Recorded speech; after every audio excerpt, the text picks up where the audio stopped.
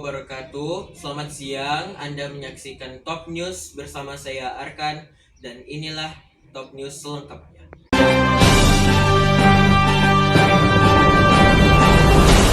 Pemirsa, sebelum kita memulai berita hari ini, mari kita mendengarkan sholawat Jibril yang dinyanyikan oleh Nisa Sabia dan berikut ini.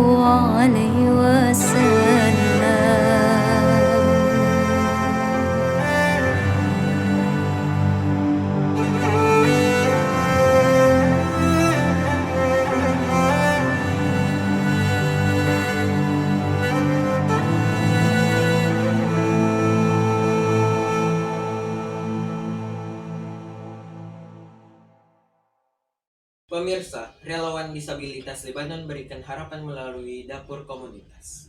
Relawan penyandang disabilitas membantu menyiapkan ratusan makanan untuk keluarga yang mengungsi di dapur umum di Sidon yang dikelola oleh Union Libanon untuk penyandang disabilitas fisik. Rekaman yang diambil pada hari Senin menunjukkan para relawan memasak, memotong sayuran, dan bekerja sama di dalam dapur. Koordinator program, Walid Rezek, menjelaskan skala inisiatif ini, di mana pelatihan diberikan untuk meningkatkan peluang kerja dan membantu peserta mencapai kemandirian finansial. كتير حلو عشان يعني نحن هذا الأكل اللي عم يطلع بروح لإلهم وكتير شيء حلو يعني نحن عم بنقدم هيدا الشيء وعم نشتغل ونتعب وكل هالشيء كرمال نطلع الأكل لإلهم.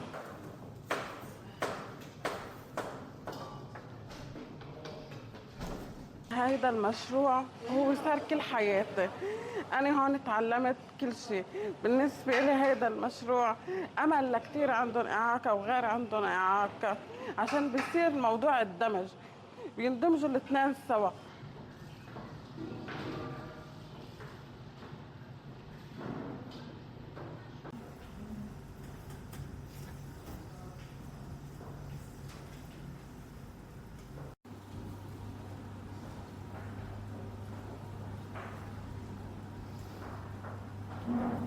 أنا جريح حرب تموز 2006، عندي بتر بإجري شمال إعاقة. نحن هون بنشتغل بهذا المطبخ بإدارة الأستاذ وليد الشيخ وليد والمدام رنا. نحن هون عم نعمل يعني شيء كتير حلو، طبخ، عم نطبخ، عم نحس شعور حلو كتير نحن وعم نأدي هالواجب هيدا لأهلنا حبايبنا بالجنوب.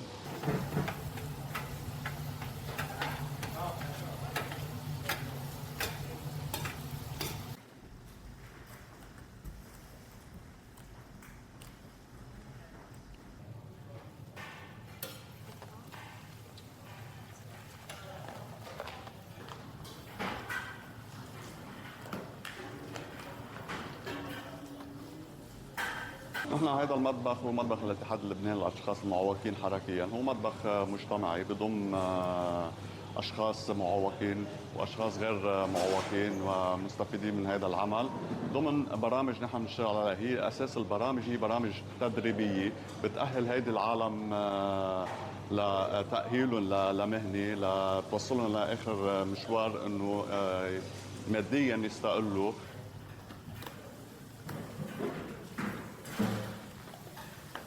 نحن من قبل اندلاع الحرب عم نشتغل مشاريع ما وقفناها بعد اندلاع الحرب، ولكن غيرنا فكرة برامجنا من الاستجابة للأزمة الاقتصادية، عدلناها لصارت استجابة لموضوع النزوح والحرب وهيدي الأمور.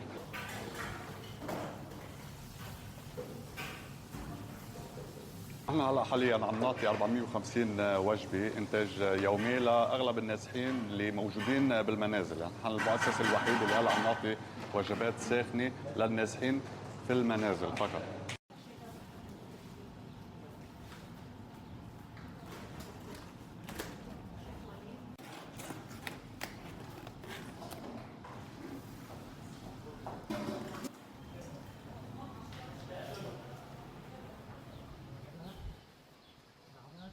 Di tengah ribuan jemaah calon haji yang dinominasi lansia, seorang jemaah muda menjadi perhatian di Kloter 17 Embrasi Makassar.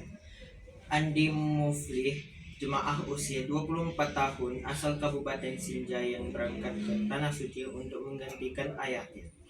Seperti apa cerita lengkap jamaah termuda di Ketrasi, Makassar? Berikut liputan Metro TV Sabda Roll dari Makassar, Sulawesi Selatan.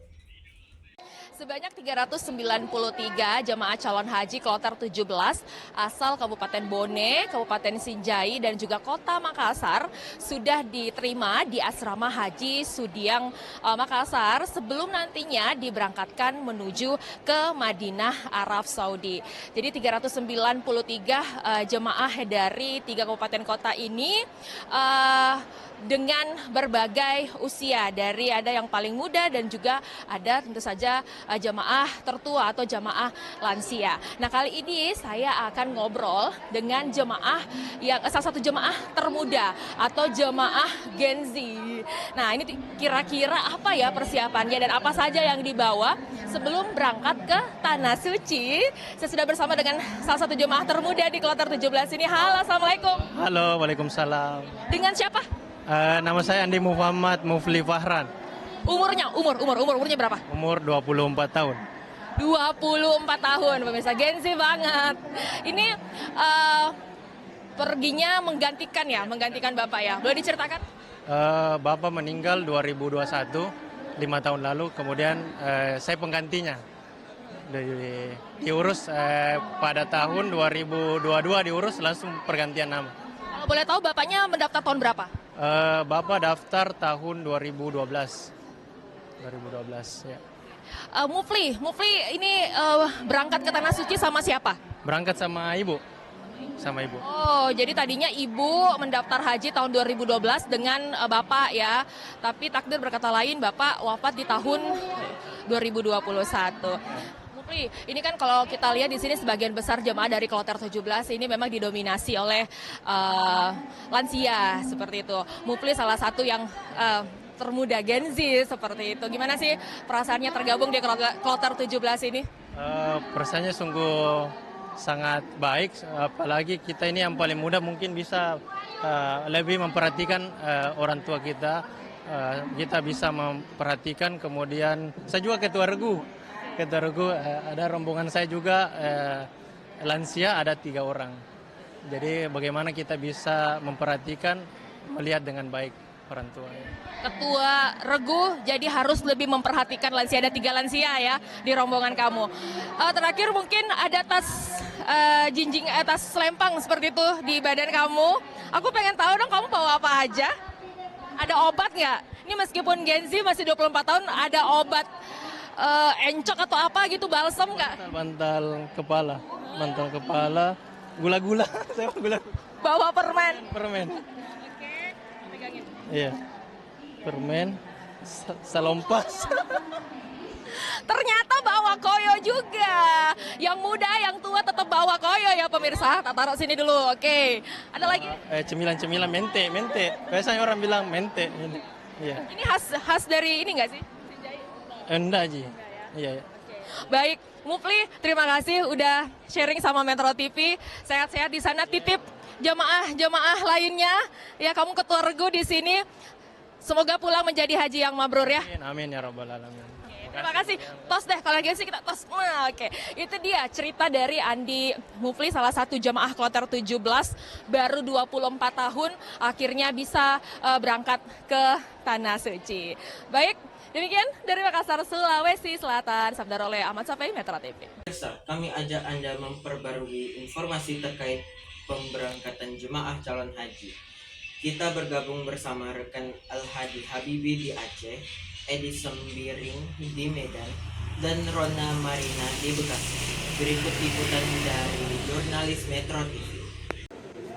Ya, Vera dan juga pemirsa, pagi tadi sebanyak 393 jamaah calon haji asal Aceh yang berasal dari Banda Aceh sebanyak 387, kemudian dari Kabupaten Aceh Besar sebanyak 100 orang, ditambah 6 orang petugas haji. Ini telah masuk ke asrama haji Embarkasi Aceh pada pukul 7 pagi tadi, dan usai masuk ke asrama haji ini, para jamaah ini melakukan sejumlah kegiatan, yaitu mulai dari pemeriksaan kesehatan yang dilakukan oleh petugas dari Balai Kekarantinaan Kesehatan kelas 1 Banda Aceh. Dan meskipun dari hasil pemeriksaan kesehatan ini diketahui bahwa ada sekitar 60% jamaah kloter 1 ini yang masuk dalam kategori lansia, tetapi dari hasil pemeriksaan kesehatan sejauh ini diketahui tidak ada para jamaah yang mengalami gangguan kesehatan atau dinyatakan tidak layak terbang, sehingga memang pemeriksaan kesehatan hari ini bisa dikatakan ini berjalan lancar. Dan kemudian juga selain pemeriksaan kesehatan, beberapa kegiatan lainnya di asrama haji Banda Aceh ini, para jamaah ini juga diserahkan beberapa penyerahan dokumen seperti paspor, kemudian juga kartu Baitul Asyi, kemudian juga living cost sebesar 750 rial, termasuk juga penyerahan gelang identitas, dan kemudian juga ada penyerahan nusuk yang juga sudah diaktifasi. Nusuk ini adalah merupakan kartu yang nantinya sebagai tanda masuk pada saat melakukan harbain di Tanah Suci. Kemudian juga ada penyerahan akomodasi dan termasuk penyerahan perlengkapan seperti koper untuk bawaan para jamaah. Dan nanti pada pukul 13.30 ini juga akan dilakukan pelepasan, dan rencananya untuk kloter pertama ini akan dilakukan pelepasan langsung oleh Gubernur Aceh Muzakir Manaf, dan selain Gubernur Aceh juga ada pejabat atau Forkopimda dari kota dan juga Kabupaten Aceh Besar.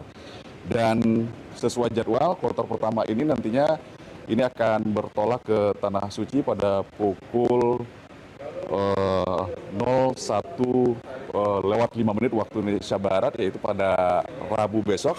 Dan sebelum diberangkatkan ke Bandara Sultan Iskandar Muda, ini para jamaah sebelumnya juga terlebih dahulu melakukan pemeriksaan barang bawaan atau X-ray yang dilakukan oleh pihak imigrasi di asrama haji embarkasi Aceh ini. Dan nanti pada pukul 19, maksud kami pada pukul 22:05 waktu Indonesia Barat, baru para jamaah kloter pertama ini akan bertolak ke Bandara Sultan Iskandar Muda.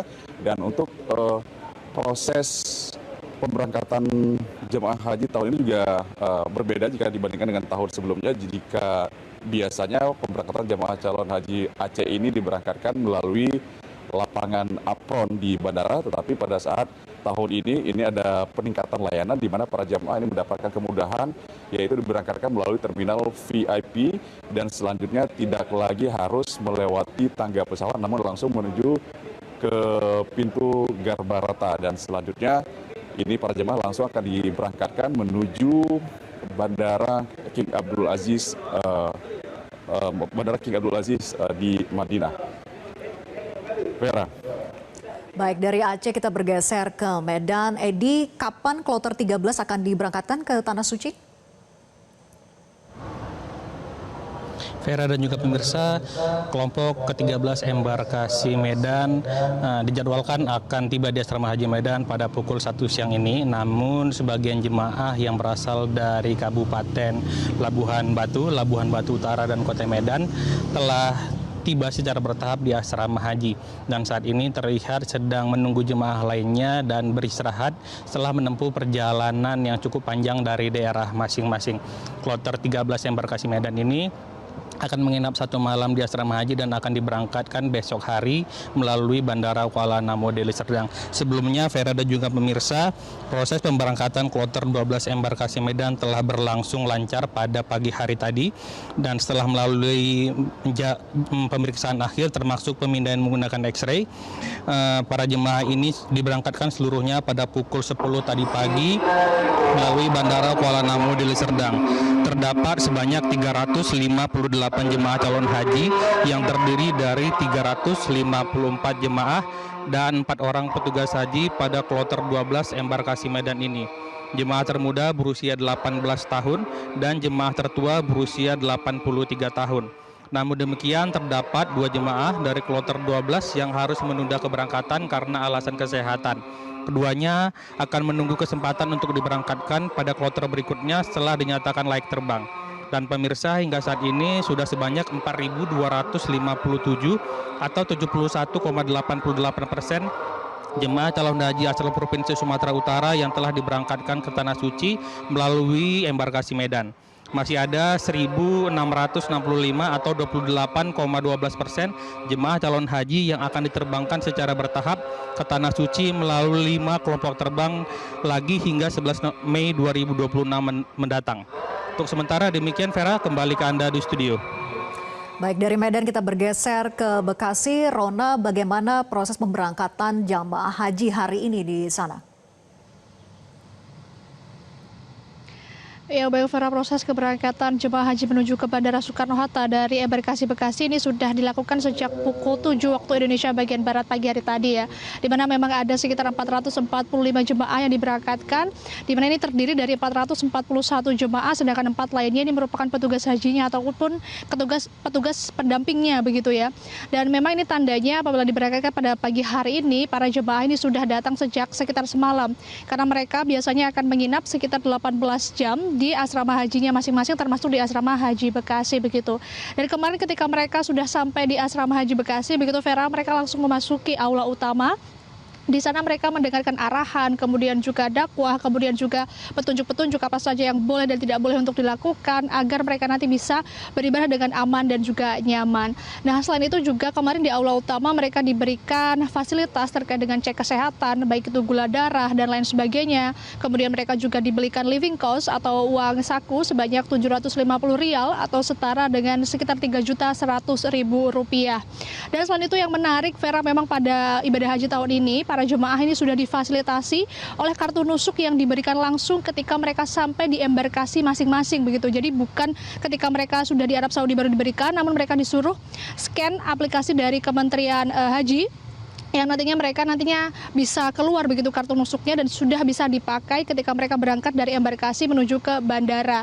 Hal ini pun juga mempermudah bagi para jemaah untuk nantinya bisa proses untuk ibadah hajinya bisa lebih ringan begitu ya, dikarenakan ini pun juga keterangan langsung dari para jemaah, mereka mengaku senang dan juga terbantu dengan adanya kartu nusuk yang memang sudah diberikan sejak awal mereka sampai di embarkasi begitu. Nah, selain itu juga mereka akhirnya memasuki kamar masing-masing di embarkasi Bekasi, di mana di embarkasi Bekasi ini sudah menyediakan kurang lebih 40 kamar yang isinya adalah sekitar 4 hingga 5 orang jemaah, dan memang untuk jemaah laki-laki dan juga jemaah perempuan ini dipisah begitu ya, meskipun mereka merupakan mahram begitu. Dan terkait dengan hal tersebut juga kemarin kami juga mencoba melihat seperti apa fasilitas di dalam asrama haji Bekasi yang memang sudah disiapkan sejak 21 April kemarin untuk menyambut sekitar 12 ribuan lebih jemaah yang akan menginap di sini begitu ya Vera. Di sana juga ada kasur, kemudian juga ada seluruh alat-alat seperti meja, kemudian lemari dan juga kamar mandi yang bersih. Dan selain itu juga di sini disediakan koper-koper khusus untuk para jemaah yang memang sudah disiapkan oleh para petugas haji masing-masing, baik itu koper yang berukuran besar maupun koper-koper kecil yang harus dibawa oleh para jemaah. Dan memang identiknya para jemaah pada tahun ini mereka memakai seragam batik berwarna biru begitu. Dan total untuk kloter yang akan berangkat melalui embarkasi Bekasi ini sekitar 28 kloter yang hari ini sudah berangkat, yakni kloter ke-12 begitu. Selain itu juga untuk para pendamping yang mengantarkan para jemaah ke asrama haji Bekasi ini juga tidak usah khawatir, dikarenakan untuk kantong parkir yang ada di asrama haji Bekasi ini juga sudah dikondisikan oleh tim keamanan, sehingga nanti dari pihak keluarga maupun sanak saudara ini bisa mengantarkan para jemaah ini dengan lebih baik dan juga bisa lebih mudah begitu ya. Dan sebagai informasi juga Vera, untuk keberangkatan ataupun para jemaah yang datang ke embarkasi Bekasi pada siang hari ini hingga besok tanggal 6 ini akan kosong ataupun tidak ada. Namun akan ada lagi para jemaah yang datang ke asrama haji Bekasi pada Kamis 7 Mei 2026 mendatang. Sementara demikian Vera dari asrama haji Bekasi, kembali ke Anda di studio. Baik, terima kasih Rona Marina, dan sebelumnya ada Edi Sembiring dan Aladi Habibi. Selamat bertugas kembali rekan-rekan. Pemirsa, menjelang perayaan Idul Adha 2026, pasokan hewan kurban ke wilayah Jakarta terus ditingkatkan. Ratusan ekor sapi didatangkan dari Kupang melalui pelabuhan Tanjung Priok. Sebanyak 550 ekor sapi diangkut menggunakan kapal KM Camaran Nusantara 1 dari Kupang sejak 21 April dan tiba di Pelabuhan Tanjung Priok, Jakarta pada Minggu 3 Mei. Dari jumlah tersebut, sebanyak 250 ekor akan didistribusikan di wilayah sekitar Jakarta, sementara 300 ekor lainnya akan dikirim ke Pekanbaru. Sebelum diturunkan, petugas karantina melakukan serangkaian pemeriksaan ketat terhadap hewan ternak tersebut. Pemeriksaan meliputi kelengkapan dokumen, kondisi fisik sapi, hingga kesesuaian administrasi. Tak hanya itu, pemeriksaan kesehatan juga dilakukan oleh dokter hewan untuk memastikan sapi terbebas dari penyakit seperti PMK, LSD, dan juga antraks. Seluruh proses ini menjadi bagian dari prosedur biosecurity sebelum hewan didistribusikan ke daerah tujuan. Setelah dinyatakan sehat, sapi melalui proses pembongkaran dan didesinfeksi sebelum didistribusikan.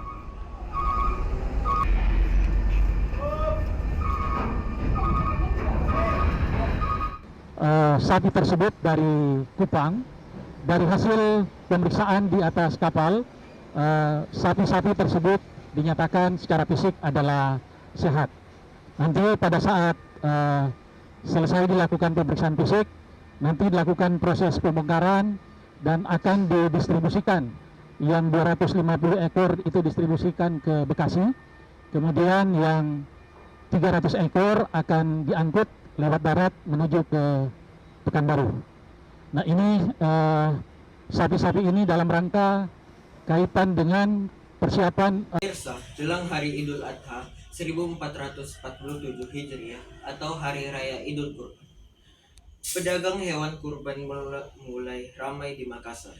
Beragam jenis sapi dijual dengan harga bervariasi mulai dari 13 juta hingga 100 juta. Informasi selengkapnya disampaikan jurnal Metro TV Sabda Roy dari Makassar, Sulawesi Selatan. Berikut liputan jurnalis Metro TV. Jelang Hari Raya Idul Adha atau Hari Raya Kurban, penjualan sapi di Makassar sudah mulai ramai. Salah satunya, yakni di tempat saya melaporkan saat ini, penjual sapi yang ada di Jalan Ledjen Hertasning, Kota Makassar, Sulawesi Selatan. Seperti yang terlihat sekeliling saya di sini sudah ada puluhan sapi atau hewan kurban. Saya akan berbicara langsung dengan penjual sapi yang ada di sini. Ada Dentayang. Halo Dentayang. Iya, halo Bu. Iya. Dentayang, sejauh ini bagaimana penjualannya Dentayang ini menjelang Lebaran Idul Adha? Iya, alhamdulillah. Mudah-mudahan ini ramai karena pembeli ini ya. Alhamdulillah pesanan ini ada puluhan ekor. Ya, dari kampung sampai ke sini ya alhamdulillah. Udah banyak yang pesan begitu iya, ya, Dentayang. Saya mau dikasih lihat dong sapi yang paling bobotnya paling berat di sini yang mana, Dentayang? Ya, ini Bu. Yang ini boleh kita mendekat nggak? Iya, Nah, boleh, ini boleh, biar Bu. pemirsa Iya. juga lihat. Ini adalah salah satu jenisnya apa, Dentayang? Iya, jenisnya limosin. Iya. Limosin. Iya. Wow, emang gede banget ya. Ini beratnya berapa? Ya, kurang lebih 1 ton. Ini 1 ton. Ini dia pemirsa salah satu sapi yang terbesar yang dijual Dentayang, bobotnya hampir 1 ton atau 1000 kilo. Ya, jenisnya limosin. Dentayang ini harganya berapa? 100 juta, Bu. Ini 100 juta rupiah. Udah ada yang punya belum? Belum. Belum ya? Iya. Oke, ini harganya 100 juta pas? Ya, bisa nego, Bu. Bisa nego ya, harga 100 juta bisa nego. Oke, Dentayang ini kan ada jenis sapi Bali juga selain kemudian limosin. Gimana sih caranya melihat sapi yang benar-benar sehat seperti itu, yang layak untuk disembelih? Seperti apa? Iya, tergantung. Boleh ditunjukkan dari, mungkin ciri-cirinya gitu? Ciri-cirinya, badannya gemuk. Iya, gemuk. Badannya gemuk, kemudian cara kalau ditarik cara jalannya. Iya. Oke, kemudian? Ya itu saja cara jalannya, gemuknya, cara pakannya. Kalau memang pakannya ya? Iya, dia bagus makan ya. Oke. Untuk sapi yang Dentayang jual di sini, apakah sudah melalui pemeriksaan oleh dinas terkait? Iya, sudah. Sapinya didatangkan dari mana nih, Dentayang? Iya, didatangkan dari Malino. Dari Malino ya, dari Kabupaten Goa ya? Iya, Kabupaten Goa. Iya.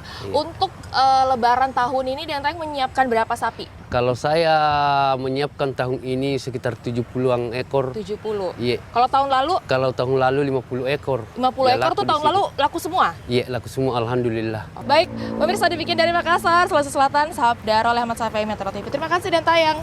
Iya. Kita akan kembali lagi, jangan kemana-mana, tetap inilah Top News sesaat lagi.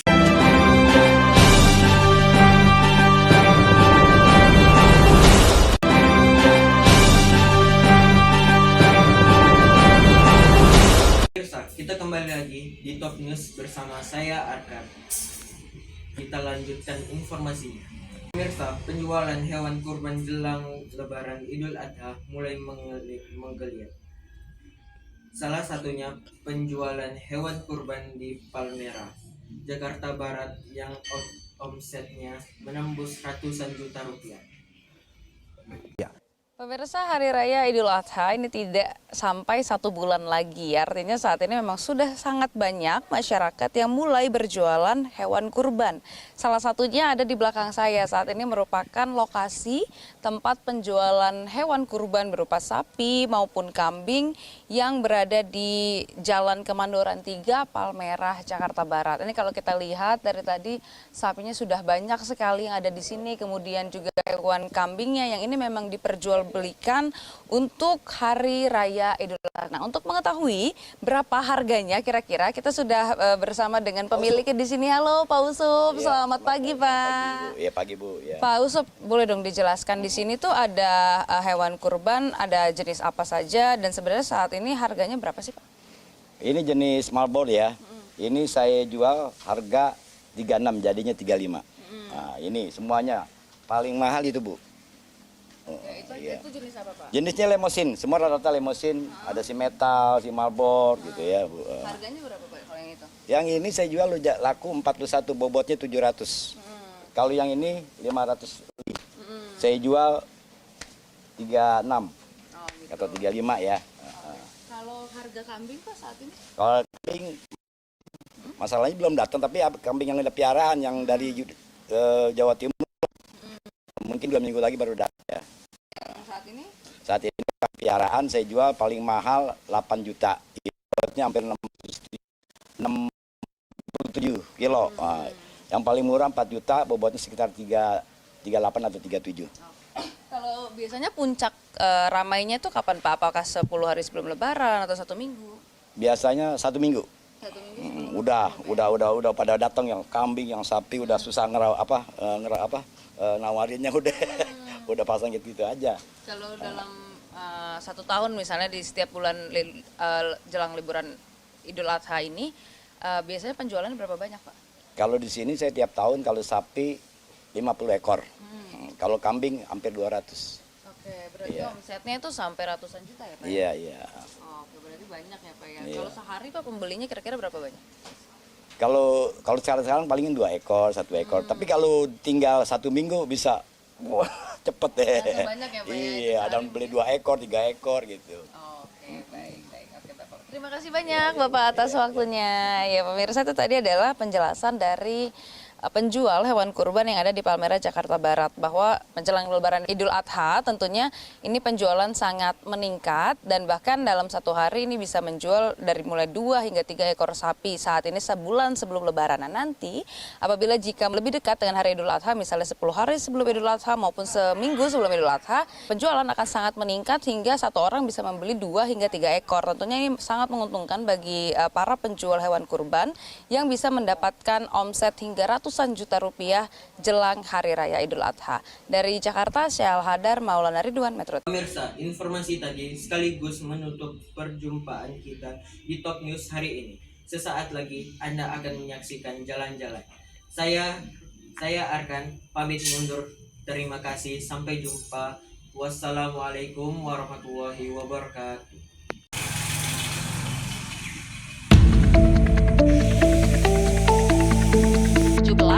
Asal Kabupaten Bone, Kabupaten Senjai, dan juga Kota Makassar sudah diterima di Asrama Haji Sudiang Makassar sebelum nantinya diberangkatkan menuju ke Madinah, Arab Saudi.